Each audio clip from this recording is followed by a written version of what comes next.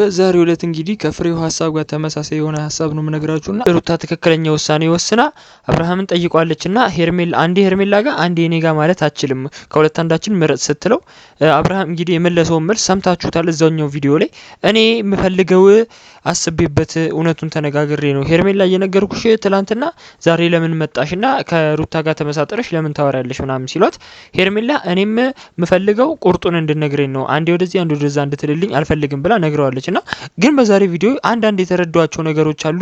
እሱ ብቻ አይደለም ቤተሰቦች ቡዜ በጣም የሚያስጠላ ነገሮችን ስትናገራት ነበር ሩታንና ሩታን በዚህ ልክ ያንቋሸሸቻት ለምን እንደሆነ ሁላ እነግራችኋለሁ ግልጽ አድርጌ። ለዚህ ዩቲዩብ ቻናል አዲስ ከሆናችሁ ከወዲሁ ሰብስክራይብ እንድታደርጉ በትህትና ጠይቃለሁ። አዲስ ካልሆናችሁ ደግሞ ቪዲዮ ላይክ አድርጋችሁ እንደተለመደው ጊዜ እንድትጀምሩ ትላለውና በዛሬው ዕለት አዳዲስ ነገሮችን ከአብርሃምም አይተናል። ብዙ የሆነ የሚያስጠላም ነገር ሰምተናልና ብዙ ተደጋጋሚ እንዳይሆንባችሁ አዳዲስ መረጃዎችን በዛሬው ዕለት ነግራችኋለሁ። ውሸት ምናምን አይደለም። የዛሬው ቪዲዮ የተፈጠረውን በደንብ አብራራላችኋለሁ። እና ማለት ነው ቤተሰቦች ቡዜ እንደ እድሜዋ አይደለም የሆነችው ማለት እንደ ትልቅ ሰው አስባ ምናምን እያወራች አይደለም።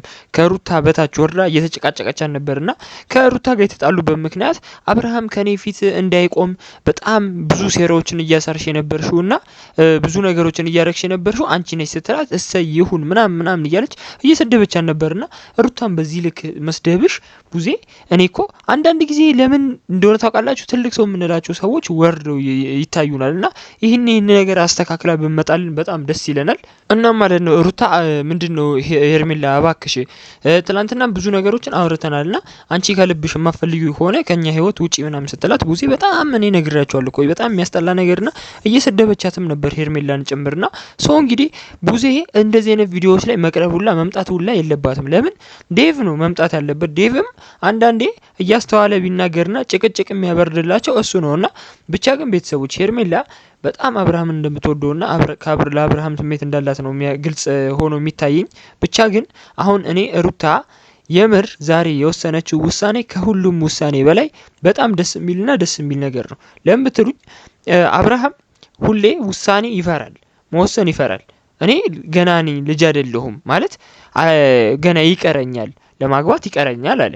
ብዙ ጊዜ አብርሃምን ካያችሁት ቪዲዮ ላይ ምናምን አብርሃም ሁሉ ጊዜም ማለት ይቻላል ነገሮችን እንትን ማለት ይወዳል። በቃ ይሄ ማዛዛግ ይወዳል። አሁን ሄርሜላና ሩታን ለመምረጥ ብሎ ስንት ቀን ነው የፈጀው ቤተሰቦች?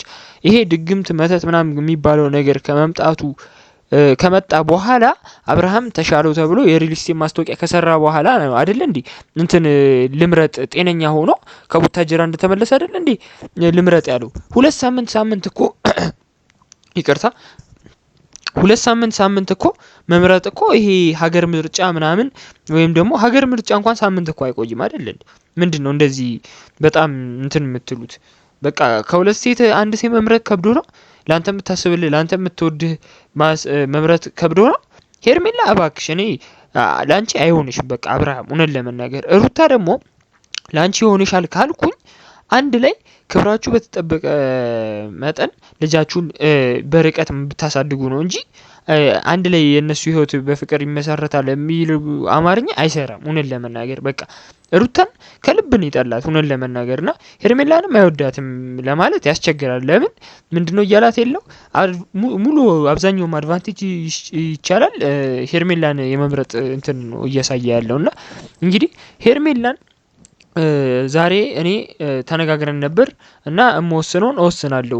አንቺ እንደዚህ አይነት ነገር በቃ አታርጊ አትይጂ ምን አትበይ እና ምናምን ሲላት ሩታ ጠርተኝ ነው ምናምን ብላ እና በመጨረሻም ሄርሜላ በሩታ ሀሳብ ተስማምታ አብርሃም እንድነግረኝ እፈልጋለሁ እኔ ምናምን አለችው እና ግግም ብላ ማለት ነው። እና አይታችሁታል ቪዲዮን እዚህ ጋር ለምሳሌ እያስረዷችሁ ነውና አብርሃም እንግዲህ ለምንድነው ያልፈለገው ነው ለምንድነው ያልፈለገው ስላችሁ እዚህ ጋር ምንድነው አንድ ወንድ ልጅ በቃ እንዴ ልበላችሁ ሲወስን ቶሎ ይወስናል። ሴት ልጅ ናቸው አብዛኛውም ጊዜ አስበው ምናምን የሚወስኑት። ወንድ ልጅ ቶሎ ነው የሚወስነው። በየትኛው አማርኛ ነው እኔም ወንድ ልጅ ነኝ አብርሃምም ወንድ ልጅ ነው።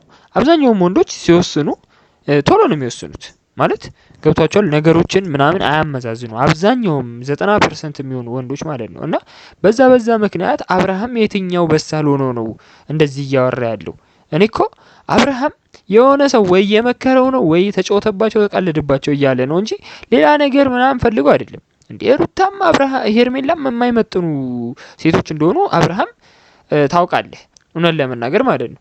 ሩታም ወስኛለሁ ብለሽ ትላንትና መተሽ ዛሬ ላይ አልፈልግም ማለትሽ ይሄ ሁላ በጣም የሚያስወቅስ ነገር ነውና እባካችሁ እንደዚህ አይጮትባችሁ። አብርሃም በዚህ ያህል ደረጃ በቃ አይቀልድባችሁ። እናም ማለት ነው ቤተሰቦች እኔ አብርሃም ምንም ጤነኛም እየመሰለኝ አይደለም። ምንድነው የሚመስለኝ አብርሃም የዴቭን ሀሳብ እየሰማ ሳይሆን የቡዜን ሀሳብ ነው እየሰማ ያለው እና ወደ መጨረሻው ሀሳብ ስወስዳችሁ ቪዲዮ ሊያልቅ አካባቢ ላይ ቡዜ ደግሞ ተረጋግታ ሁለቱን መምከር እንደ ትልቅ ሰው መጣችና ምንድነው የተረዳሁት ቡዜ አስመሳይ እንደሆነች ነው እየተረዳሁ ያለሁት።